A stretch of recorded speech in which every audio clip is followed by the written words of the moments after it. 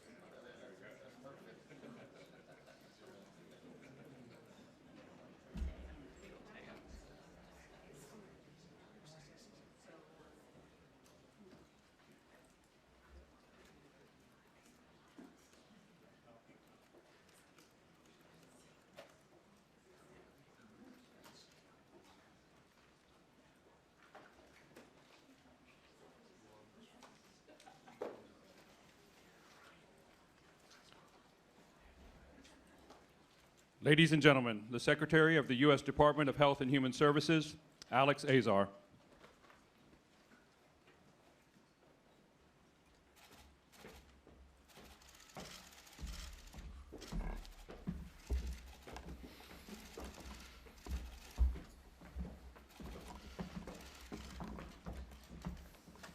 Good morning, everyone, and thank you for joining us here today at HHS. Today's press conference aims to do two things: provide an overview of what we know about the current novel coronavirus outbreak, and highlight some of what HHS and the entire Trump administration are doing to prepare for and respond to that threat.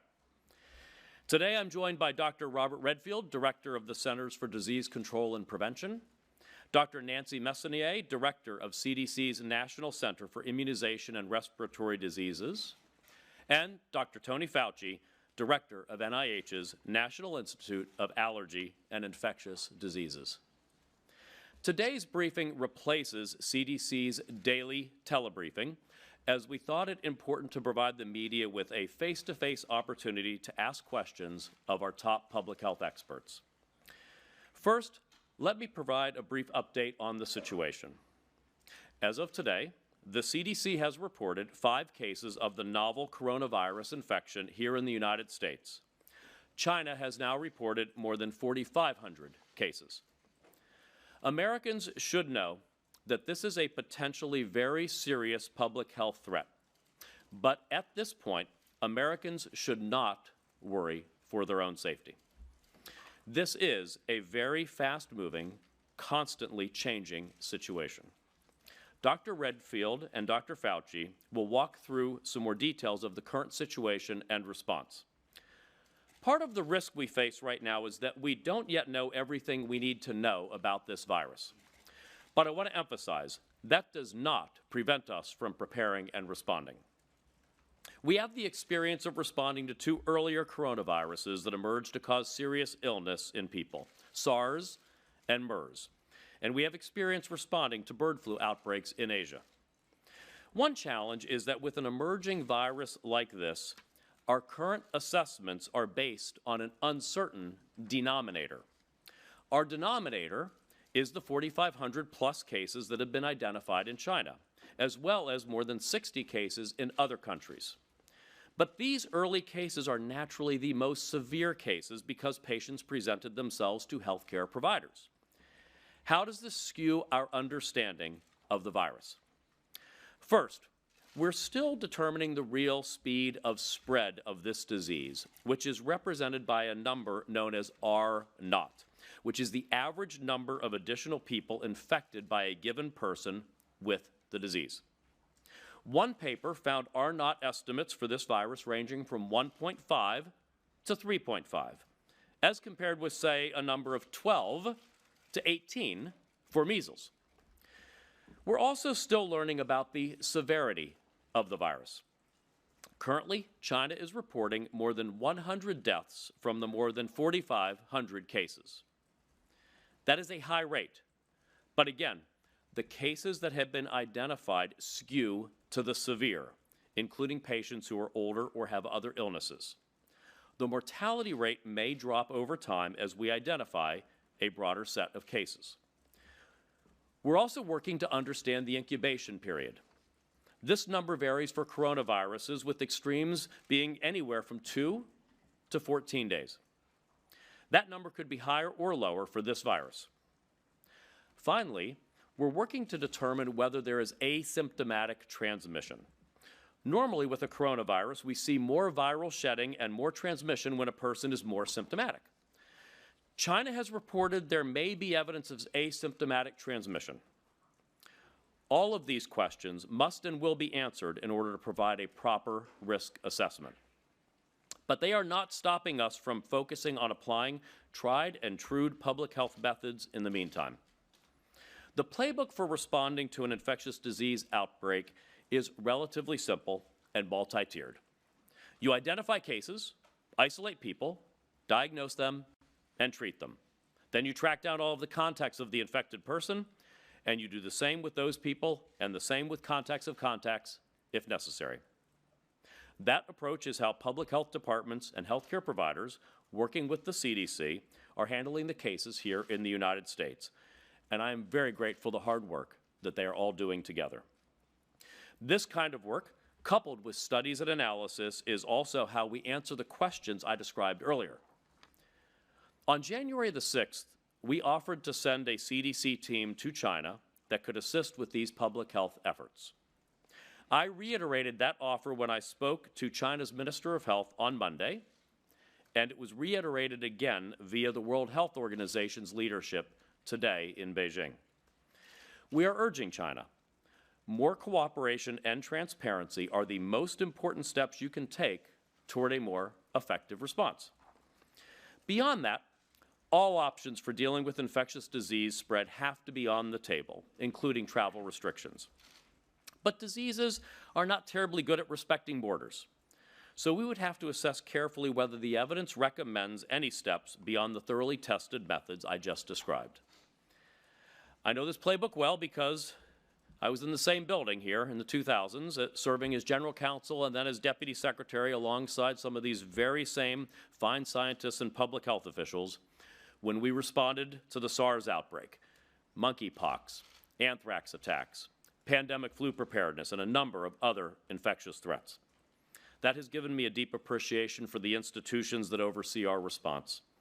The United States has the world's finest public health system. We've been monitoring this virus and preparing a response since back in December, but it's more than that. Preparing for these kinds of outbreaks is part of the daily life at HHS and for America's public health professionals. Preparedness is a day job around here. We are constantly making investments, training personnel at all levels, carrying out simulations and exercises, and sharing information. This commitment goes straight to the top. The President and I have been speaking regularly about this outbreak, and I have been speaking with the senior officials at HHS and the White House multiple times each day since the outbreak began to represent an international threat. The President is highly engaged in this response and closely monitoring the work we're doing to keep Americans safe. I'll give you a brief sense of the work being done across HHS beyond the CDC activities that I've mentioned. Our Emergency Response Arm, the Assistant Secretary for Preparedness and Response, or ASPR, is assessing the level of preparedness we have with the Strategic National Stockpile, which includes pharmaceuticals and other necessary medical supplies. HHS's Administration for Children and Families is working with the State Department to assist any Americans who will need assistance being repatriated to the United States. NIH, ASPR, and FDA are pursuing research into and assessing the possibilities for vaccines, diagnostics, and therapeutics, which is necessarily a longer-term project. In addition to the work being done in government, there are basic precautions all Americans can take. Healthcare providers should be on the lookout for patients with travel history to China, especially Hubei province, and for relevant symptoms. Late on Monday, the CDC and the State Department issued a Level 3 travel advisory for all of China. This higher level of alert means that Americans should reconsider or postpone travel to any part of China. The State Department has also maintained what they call a Level 4 warning for Hubei, meaning Americans should not travel there. In closing, I'll remind the American people one more time. We are working hard to keep you safe. We are constantly preparing for the possibility that the situation could worsen, and your health and safety has been and will be our top priority. To discuss more about the current state of the epidemiology and CDC's work, I will now hand things over to CDC's Director, Dr. Robert Redfield. Thank you. Thank you, Mr. Secretary, and thank all of you for joining us here today as we discuss the latest developments that are involved in this situation. It is a rapidly changing situation in the United States and throughout the global community. Right now, we know of 18 international locations that have identified cases of this new virus, including the United States. To better protect the health of the American public during the emergence of this novel coronavirus, and based on the evolving information from China, CDC has reassessed its entry strategy and decided to expand to screening travelers from the 5 airports originally to 20 airports in the United States. My thoughts and prayers are with all the healthcare providers and frontline responders that are handling this public health threat, as well as the people of China. I know that many Americans may be worried about the virus, and I wanted to let them know a few things that they can do. Everyone has a role to play in helping contain the spread of this virus. CDC, in conjunction with the State Department, has updated our travel guidance and now recommends that travelers avoid unnecessary travel to China. It's currently the flu season and respiratory disease season, and there's a lot of respiratory disease out in our nation. We recommend washing of the hands, covering your mouth when you cough, staying at home if you're sick. For healthcare providers, we ask them to be on the lookout for people with a travel history from China, especially Hubei province, if they develop fever and respiratory symptoms. And if you're a healthcare provider that's caring for a confirmed patient, we ask you to follow the recommended infection control procedures. For all people that may have this infection, we ask you to follow the CDC guidance on how to reduce the risk of spreading your illness to others. And for people who may have had close contact with someone who is a confirmed patient, we ask them also to follow that guidance, and if you have symptoms, to contact your healthcare provider. Right now, there is no spread of this virus in our communities here at home. This is why our current assessment is that the immediate health risk of this new virus to the general public is low in our nation. The coming days and weeks are likely to bring more confirmed cases here and around the world, including the possibility of some person-to-person spread. But our goal of the ongoing U.S. public health response is to contain this outbreak and prevent sustained spread of the virus in our country. Now I'd like to turn over this briefing to Dr. Nancy Messonnier, who is the director of CDC's National Center for Immunization and Respiratory Diseases. Thank you, Dr. Redfield. I want to take a few minutes and let you know what the CDC teams on the ground in Arizona, California, Illinois, and Washington State have been doing to assist the state and local public health department contact investigations. Contact investigation means tracing everyone who comes in direct contact with the confirmed case of this new virus. It's essential that we detect illness among contacts in order to make sure that if these contacts are infected, they get the best and most appropriate care, and they understand what steps they must take to prevent spreading of the illness to others. Contacts are watched for signs of illness for multiple days after the last day that they were in contact with a patient. If the contact develops a fever or respiratory symptoms, they will be tested to see if they are also infected. Right now, we have only a handful of patients with this new virus in the United States. We're conducting contact tracing for every one of those patients because we still think this strategy will allow us to contain the outbreak. I want to thank the patients here in the U.S. that have this new virus, as well as their close contacts, for their cooperation during these investigations. I also want to take a minute to thank our public health colleagues at the state and local level, as well as all the healthcare staff who have been caring for these patients. Our ability to coordinate and react this quickly is entirely dependent on those collaborations. The we here is not CDC in isolation, but our state, local, and territorial partners, as well as other federal agencies. As Dr. Redfield said, right now we think the risk to the general public in the United States is low. But risk is dependent on exposure, and while the vast majority of Americans will not have any exposure, some people will, and therefore will be at greater risk of infection. For example, healthcare workers caring for patients with confirmed infection and other close contacts. They need to be vigilant, and the people around them need to be vigilant. As the Secretary said, there is much we need to learn. Every day we learn more, and every day we assess to see if our guidance or our response can be improved. As this response evolves, CDC will continue its aggressive public health response strategy, working to protect the health and safety of the American public. I'll now turn it over to Dr. Fauci. Thank you, Mr. Secretary. Nancy, I'm going to give you a brief snapshot of the countermeasures in the form of diagnostics, therapeutics, and vaccines that are being investigated and pursued by the NIH, by our grantees, contractors, and by our collaborators in industry. First, with regard to diagnostics, the CDC has rapidly developed a diagnostic based on the published sequence of the virus. The NIH, together with the CDC, will be working on next-generation diagnostics that are more point of care so that we can get them more distributed to people throughout the country and the world. Next is therapeutics. There is no proven therapy for coronavirus infection. Yet there are now ongoing studies that have been initiated with the previous experience we had with SARS and with MERS. For example, back then and between those outbreaks and the current one, a number of antiviral drugs have been tested in vitro, in some animal models, and even in the field, anecdotally, with historic controls.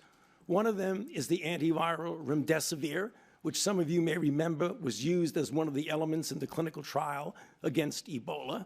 And the other one that is now being used on a compassionate basis by some in China is Kaletra, which is a combination of two antiretroviral drugs. Again, I must emphasize, there's no proven efficacy of these, but they are being pursued together with the screening of a number of other agents. I might point out that is why it is so important that we get isolates of the virus, which we will soon have, both particularly from the individuals in this country who have now been infected, the 5 individuals that you've heard of. The other is monoclonal antibodies. When we were dealing with SARS, we developed monoclonal antibodies as potential therapeutics. Again, no proven therapy because they were not used. They were only used in vitro and animal models. Given the somewhat close homology between SARS and the new novel coronavirus, there could be some cross-reactivity there that could be utilized. However, what we're really trying to do, and we will have it soon, as we get specimens from individuals who are infected, that we will then be able to clone their B cells and make specific monoclonal antibodies against the novel coronavirus. And then finally, and most importantly, vaccines. We have already started at the NIH and with many of our collaborators on the developing of a vaccine. The one at the NIH that I'll just mention very briefly is in collaboration with a company called Moderna, and the platform is a messenger RNA platform. When the Chinese isolated the virus, they put on a public database the sequence. Given the technology of the 21st century, we were able to use that sequence, pull out the gene for the glycoprotein spike of the particular coronavirus, and make that the immunogen to be used in a vaccine. Right now, that's being prepared. I anticipate, with some cautious optimism, that we will be in a phase 1 trial within the next 3 months. I want to emphasize, because it's sometimes confused, going into a phase 1 trial does not mean that you have a vaccine that's ready for deployment. It will take 3 months to get into the trial, 3 months to get safety and immunogenicity data, and then you move into phase 2. What we do from that point on will be determined by what has happened with the outbreak over those months. Remember, we made a phase 1 trial with SARS, and we never had to use a vaccine. But nonetheless, we are proceeding as if we will have to deploy a vaccine. In other words, we're looking at the worst scenario, that this becomes a bigger outbreak. So in summary, there are 3 types of interventions that we're working on: diagnostics, therapeutics, and vaccines, and we will keep you posted as we make progress in each of these. Thank you. Great. Thank you very much, Dr. Fauci, Dr. Redfield, Dr. Messonnier. At this point, we have time for questions from the media on the topic of the novel coronavirus. So, Ricardo, do you want to get us started? Yes. If you'll wait a second, just because of the live streaming, to get a microphone before you ask your question. Thank you. Okay, thank you. Yep. Yeah, Ricardo Alonso Zaldivar with AP.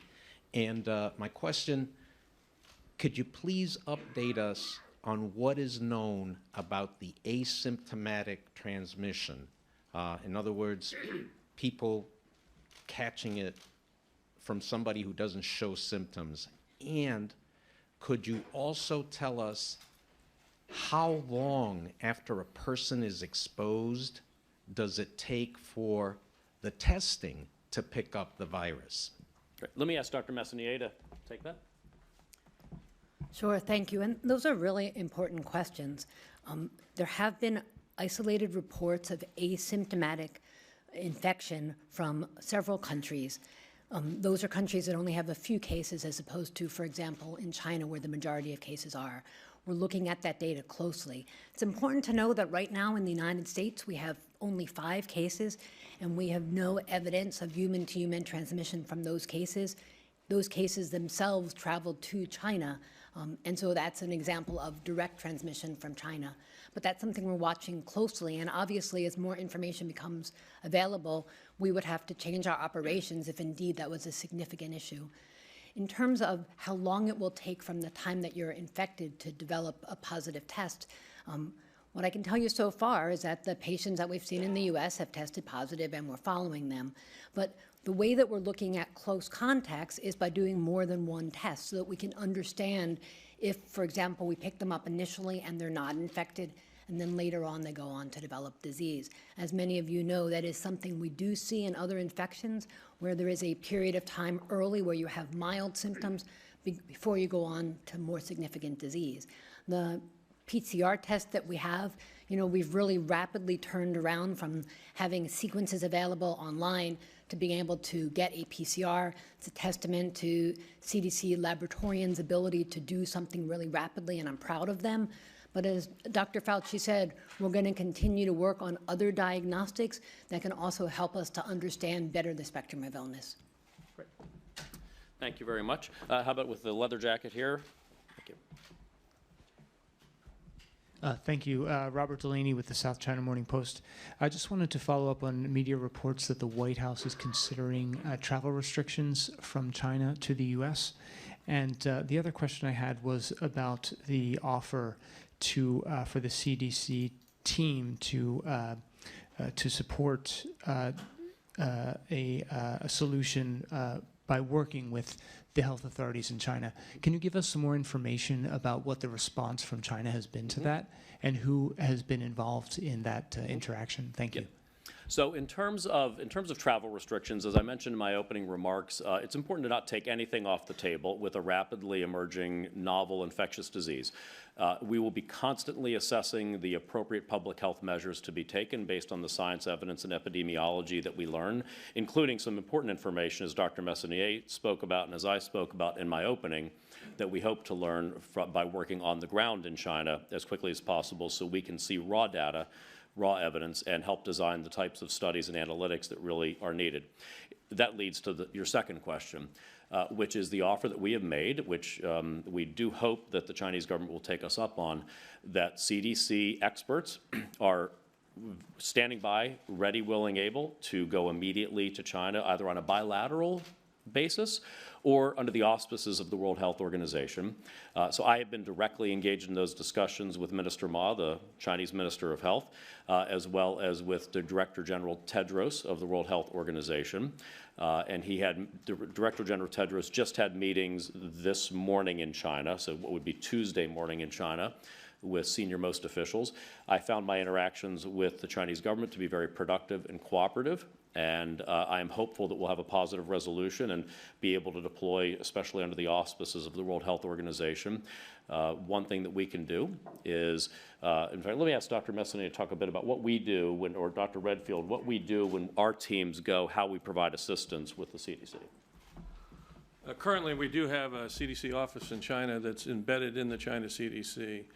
We would add our personnel there to help them really define the epidemiology and answer some of the critical questions that were asked about asymptomatic transmission, for example, in particular, and what is the incubation period, since there's been such a wide range. We also can assist them to begin to understand really the spectrum of infection. We've developed a diagnostic test that we can use to actually tell after the fact when somebody is actually recovered, were they actually infected or not. So this is the critical thing we do. We augment laboratory support, but most importantly, we augment the epidemiology capacity to answer these critical questions that are so necessary to understand for future public health action. Thank you, Dr. Redfield. In the green there? Is there talk of appointing someone to a coronavirus czar role? So at this point, this is a public health issue. Our department is leading this effort. It's a public health matter. It is what we do. It's our day job, is preparedness and response for public health matters. We are tightly coordinated across the interagency throughout the federal government. So as other departments, whether Homeland Security, State Department, Transportation, Commerce, we're all working together in a very transparent way under the leadership of the National Security Advisor. So there's a full interagency process, but the lead right now is very much a public health preparedness and response activity led by HHS.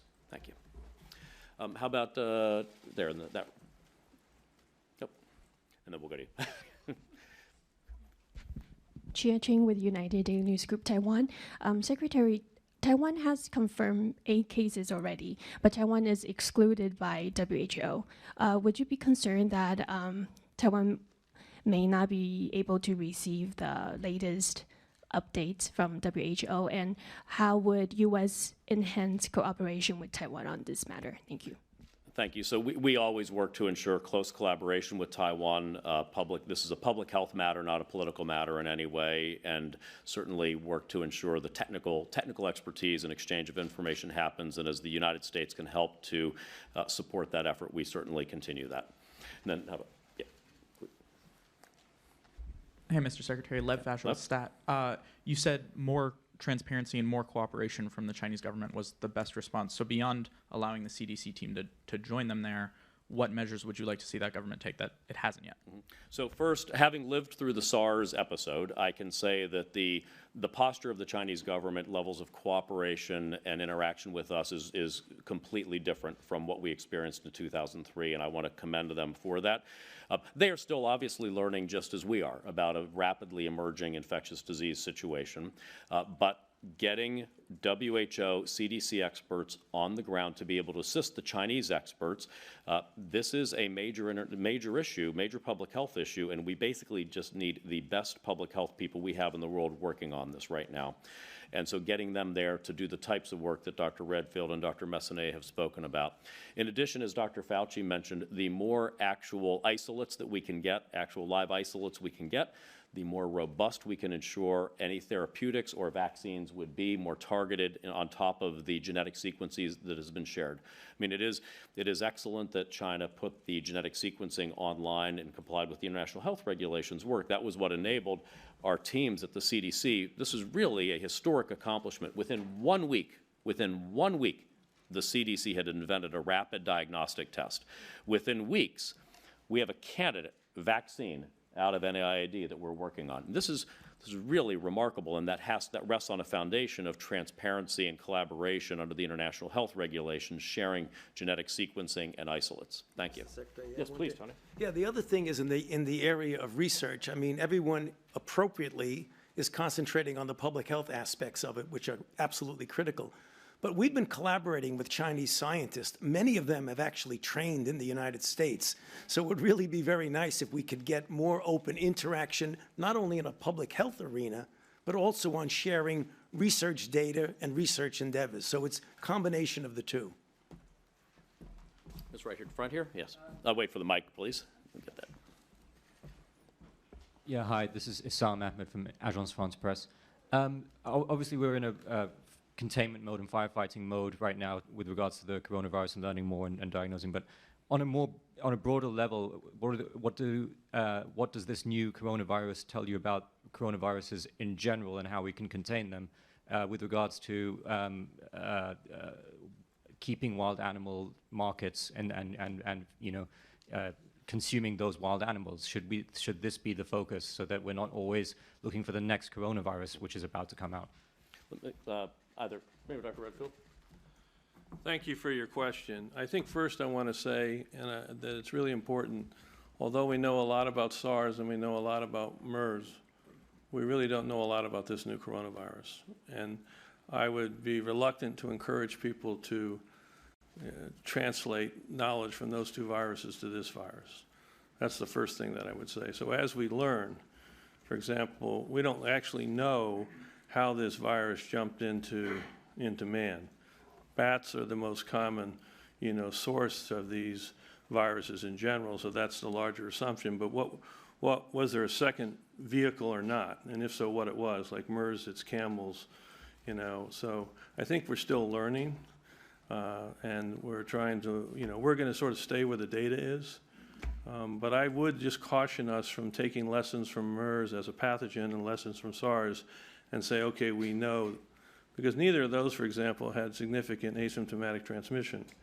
And as was alluded to, we're trying to figure out, is that just a rare event or is it more? So again, I think we just have to wait and see what we learn over the next couple of weeks. Thank you. The black blouse? Yep, you. Thank you. Hi, Brianna Ely from Politico. I was just wondering if you guys are considering declaring a public health emergency for the outbreak? Yep. So we have various authorities that we use. One of them, as you mentioned, is Section 319 of the Public Health Service Act, which is a public health emergency. I will use that authority whenever it's recommended by our public health officials that they believe any incident is of sufficient stature to invoke it, as well as when the authorities implicated by that are necessary. I think it's very important to remember where we are right now. We have 5 cases in the United States, each of those individuals with direct contact with Wuhan, and no person-to-person transmission in the United States. But I won't hesitate at all to invoke any authorities I need to ensure that we're taking all steps to protect the American people. Won't hesitate in the least, but I'll do it when it's appropriate under the standards that we have and the authorities that I need. Yes, in the front here. Wendy Jones, NBC. When will the additional airport screenings start? And the current charter plane returning from Wuhan with Americans, will those people go into quarantine in California, and for how long? Let me ask Dr. Messini if you could take as much of that as you'd like. Sure. Let me take the first part, which is, as you know, we have been over the past week doing enhanced screening at 5 airports, specifically around travelers returning from Wuhan. What we're doing is expanding our activities to 20 quarantine stations and really building on our regular day-to-day activities at those quarantine stations. So our regular activities at quarantine stations focus on identifying ill patients, and that's what we're going to be doing here, identifying ill travelers returning from China so that we can make sure that they're appropriately treated so that they don't pass on this illness to others. But also it's an incredibly important opportunity for us to educate those returning travelers about the signs and symptoms of this novel coronavirus. They are an important part of the equation. We want travelers to understand that even if they don't have symptoms when they come back to the United States, if they develop symptoms, they should contact their healthcare provider immediately. So that's a really important part of this expansion, identification of ill passengers, but an opportunity to educate them so that they can be part of helping us contain this disease. And then with regard to the flight of individuals who are connected to the U.S. Embassy consulate in Wuhan returning with family members, we will be heavily engaged with that flight and the transport of those individuals. They'll be screened, evaluated constantly. There will be physicians on the flight.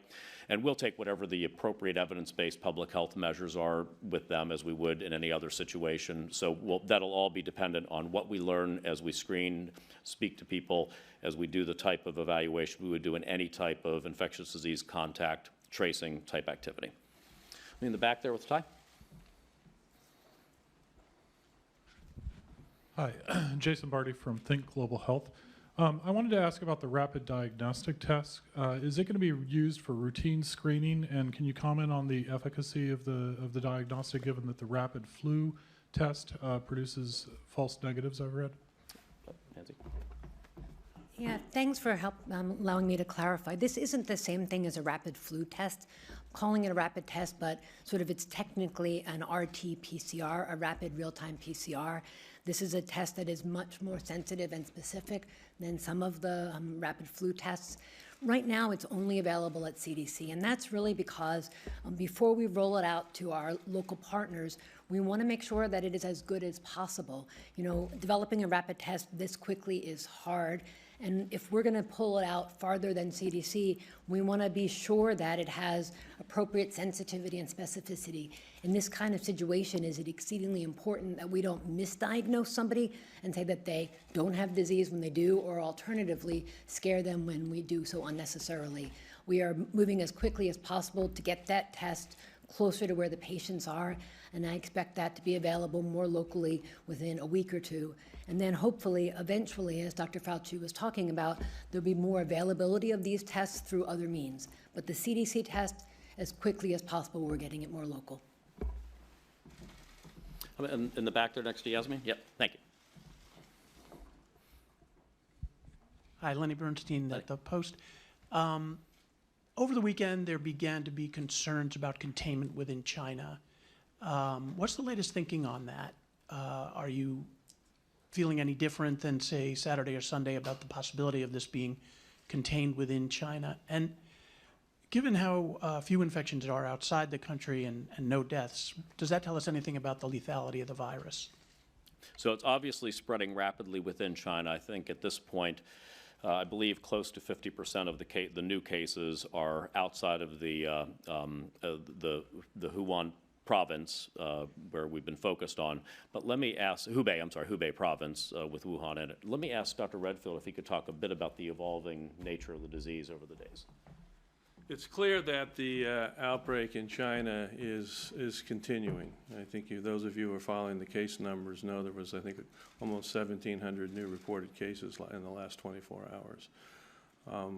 I think you've also seen from the China response that they've mixed, and we talk about this word containment and mitigation. It's not like there's a point where you switch from one to the other. We integrate the two, and China's clearly moved to a number of mitigation strategies, you know, advising or canceling public large events and large gatherings. Obviously, a lot of what they've done in terms of changing travel areas. So I think clearly at this stage we have an ongoing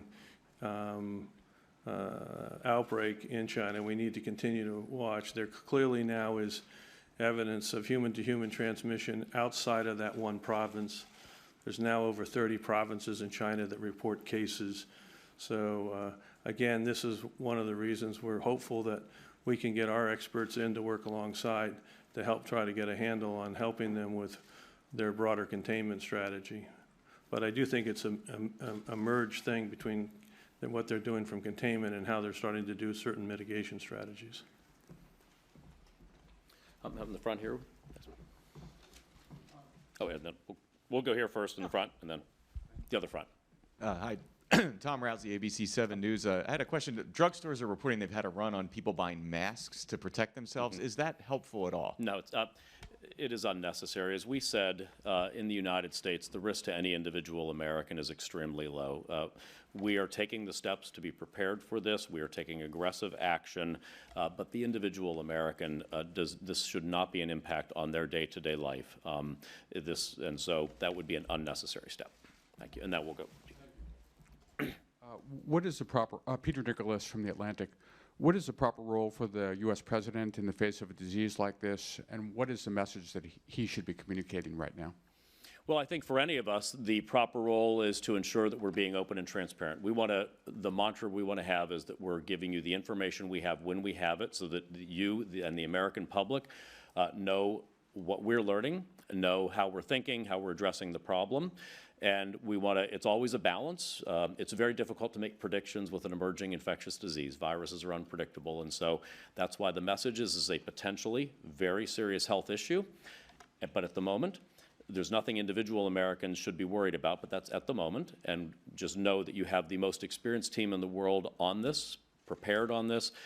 This is what we do at the Department of Health and Human Services, as well as our other partners in the interagency. Thank you. Let me go right there. Yes. Oh. Hi. Sorry. Either. That's right. We'll get both. Jeannie Bauman with Bloomberg Law. I was wondering, with the 20 quarantine, the expansion to 20 airports, what percentage of passengers you're able to get to screen coming in from China, if there are plans still to screen all passengers from China, and when you might make a decision on that, if you're planning to do so? So I'll ask Dr. Messonnier to clarify on this, but it's important to remember the first 5 airports were the airports where most of the flights directly from Wuhan to the United States came into, and those individuals received active interview, screening, et cetera, as well as educating for any follow-on disease or symptoms that they might have. The expansion to the 20 airports, now there are no longer flights coming from Wuhan to the United States. At this point, these 20 quarantine stations are our active quarantine stations. We have enhanced staffing there. And at those quarantine stations, we monitor for any signs of illness from any individual coming from China, but also just generally, we're always on the lookout, that's what we do, on the lookout for anyone coming into the country who's presenting signs and symptoms of disease, working very closely with our partners at Customs and Border Patrol, for instance, as well as information received from pilots or flight attendants, crews of airliners. Let me ask Dr. Messonnier if there's any other clarification on that. And just maybe the clarification that think of screening as part of a layered approach that we use to protect Americans. And so screening at the airport is an opportunity to identify ill passengers, an opportunity to educate people. But we know that several of our patients of the 5 patients that we have in the U.S. now, came into the U.S. before we had stood up screening, didn't have symptoms at the airport. They themselves understood that they were potentially at risk. And when they had respiratory symptoms, they told their healthcare providers. That's how they were identified, diagnosed, and that's how we're able to work to control this outbreak. So screening at the airport is important. Screening passengers returning from China will be something that we'll be starting on a rolling basis to enhance our activity at all 20 of those quarantine stations. But it is only one piece of a multi-layered strategy. And then we can go to thank you. Rita Chen with Radio Free Asia. I would like to follow up on the U.S. evacuate its own citizen from Wuhan. And the WHO Director General just addressed that he thinks that the action like that is unnecessary. So what's your response to that? And do you trust the WHO and China's ability of managing the crisis this time? Thank you. So we will take all steps that we feel are necessary to protect American citizens. I'm not aware of any critique from my good friend Dr. Tedros regarding the United States' action with regard to extricating our consulate individuals and their family members. But we will take whatever we believe is necessary to protect Americans.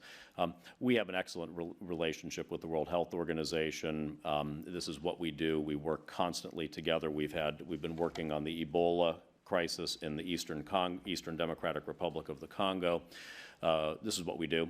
And so I have great confidence in the World Health Organization and our constant collaboration together to deal with emerging infectious disease threats.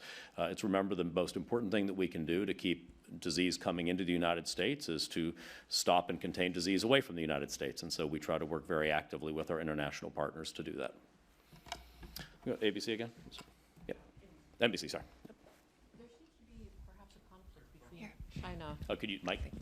There seems to be perhaps a conflict between U.S. and Chinese authorities on whether or not this disease is contagious before symptoms appear. What is the CDC saying? The Chinese have reported evidence of transmission in the asymptomatic phase based on data that they have reviewed. CDC has not been given the opportunity to review that data. So when we say, what we say is we haven't been able to confirm by data the impact of transmission during the asymptomatic phase. The Chinese believe they have that data. So this is, again, our hope as we could get more directly involved in China to be able to review and be more definitive. We have a limited experience here, as Dr. Messonnier already said, 5 cases. We're evaluating now a number of contacts.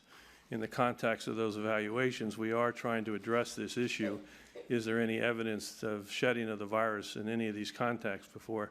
But we're going to present the data that we have, and we're not necessarily going to affirm someone else's interpretation. So that's why you see the differences. We haven't seen that data confirm that conclusion. Dr. Fauci? Yeah. To just add one thing that seems to get lost in that question is that, as Bob said, and I agree, we would really like to see the data, because if there is asymptomatic transmission, it impacts certain policies that you do regarding screening, et cetera. But the one thing historically people need to realize, that even if there is some asymptomatic transmission, in all the history of respiratory-borne viruses of any type, asymptomatic transmission has never been the driver of outbreaks.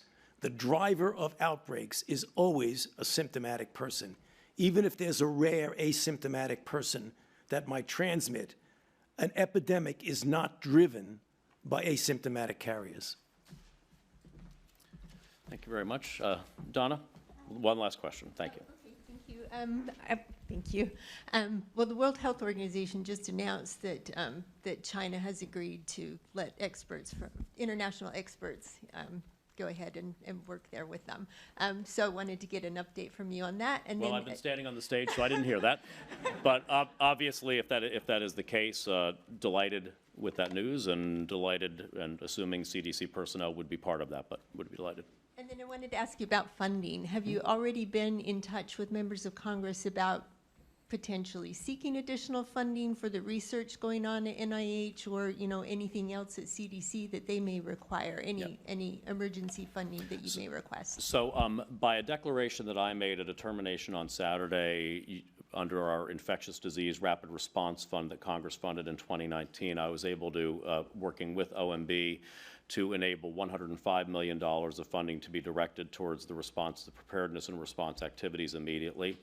We will keep assessing based on the emerging nature of the preparedness and response activities what's needed.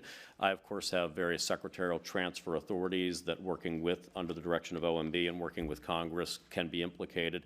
And, of course, we'll work with the Office of Management and Budget if there ever were a need for additional funding from Congress. We'll take the steps necessary to protect the American people, then funding won't be the barrier to that. Thank you all very much, and we're going to keep doing meetings, conferences. We want to be, as I said, completely transparent with the American people about the situation we're facing, and we'll be learning new information every day as we go through this. But thank you for being here with us today. Thank you.